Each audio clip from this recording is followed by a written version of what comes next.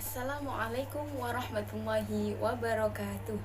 Berjumpa lagi dengan saya Siti Nur Afifah, mahasiswa semester 5 Prodi Pendidikan Agama Islam UIN Sunan Ampel, Surabaya. Pada pembelajaran kali ini saya akan menjelaskan tentang pendekatan pengelolaan kelas, yakni pendekatan elektis atau pluralistik dan pendekatan instruksional. Yang pertama, pendekatan elektis atau pluralistik. Pendekatan elektis ini adalah suatu pendekatan pengelolaan atau manajemen kelas yang lebih menekankan pada potensialitas, kreativitas, dan inisiatif wali kelas atau seorang guru kelas dalam memilih berbagai pendekatan-pendekatan yang telah disebutkan sebelumnya berdasarkan situasi yang dihadapinya.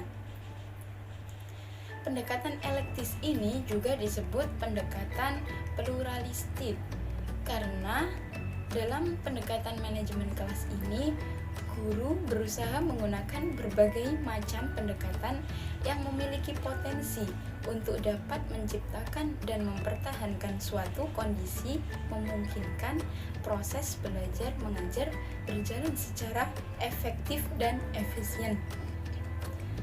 Dalam pendekatan elektis atau pluralistik ini, guru menggunakan variasi dari sudut pandangan,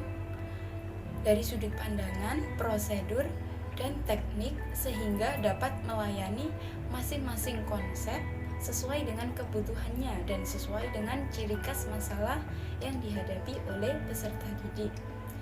Dari berbagai pendekatan tersebut, seorang guru berhak memilih dan mengembangkan berbagai pendekatan dalam pengelolaan kelas sesuai dengan kemampuannya sendiri, sehingga kegiatan dalam pembelajaran dapat berjalan dengan efektif dan efisien sesuai dengan tujuan pembelajaran yang telah ditentukan.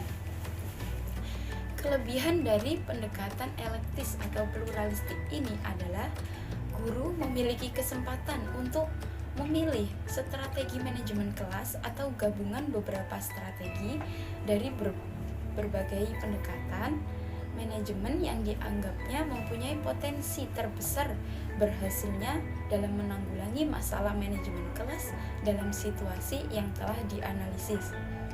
Sedangkan kelemahan pendekatan elektis atau pluralistik adalah pada pendekatan ini mendominasi tergantung berdasarkan jenis pendekatan apa yang akan dipakai oleh seorang guru dalam mengatasi masalah yang dihadapinya. Contoh pendekatan elektis atau pluralistik.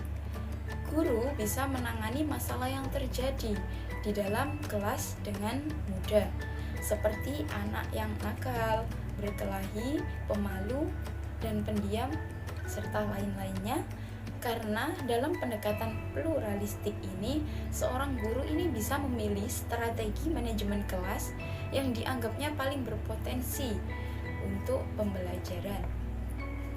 Yang kedua yakni pendekatan instruksional. Pendekatan instruksional ini adalah pendekatan yang mendasarkan kepada pendirian bahwa pengajaran yang dirancang dan dilaksanakan dengan cermat akan mencegah timbulnya sebagian besar manajerial kelas. Pendekatan ini berpendapat bahwa manajerial yang efektif adalah hasil perencanaan pengajaran yang bermutu. Kelebihan dari pendekatan instruksional adalah para penganjur pendekatan instruksional dalam manajemen kelas cenderung memandang perilaku instruksional seorang guru mempunyai potensi mencapai dua tujuan utama manajemen kelas. Tujuan itu yakni yang pertama adalah mencegah timbulnya masalah manajerial dan yang kedua adalah memecahkan masalah manajerial kelas. Sedangkan kelemahan pendekatan instruksional ini adalah anggapan bahwa dalam suatu perencanaan dan pelaksanaan akan mencegah munculnya masalah tingkah laku anak didik dan memecahkan masalah itu bila tidak bisa dicegah.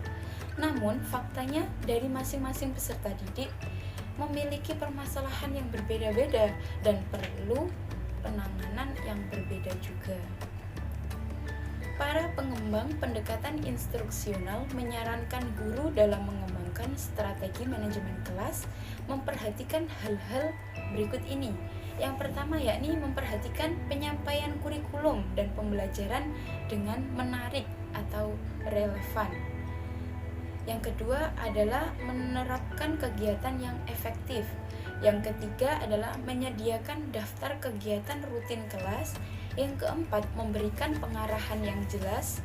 Yang kelima, menggunakan dorongan yang bermakna. Yang keenam, memberikan bantuan dalam mengatasi rintangan.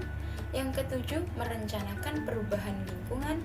Dan yang terakhir adalah mengatur kembali struktur situasi dalam kelas.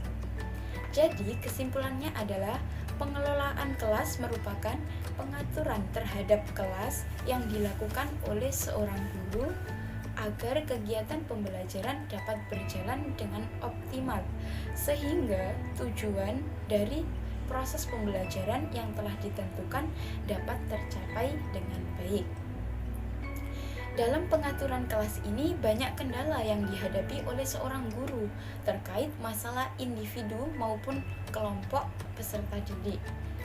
Agar masalah tersebut tidak mempengaruhi proses pembelajaran, maka seorang guru dapat melakukan pendekatan-pendekatan pengelolaan kelas seperti yang telah saya paparkan tadi dan telah dipaparkan oleh kelompok-kelompok sebelumnya, agar proses pembelajaran dapat terlaksana sesuai yang diharapkan, sehingga tujuan pembelajaran dapat tercapai dengan baik.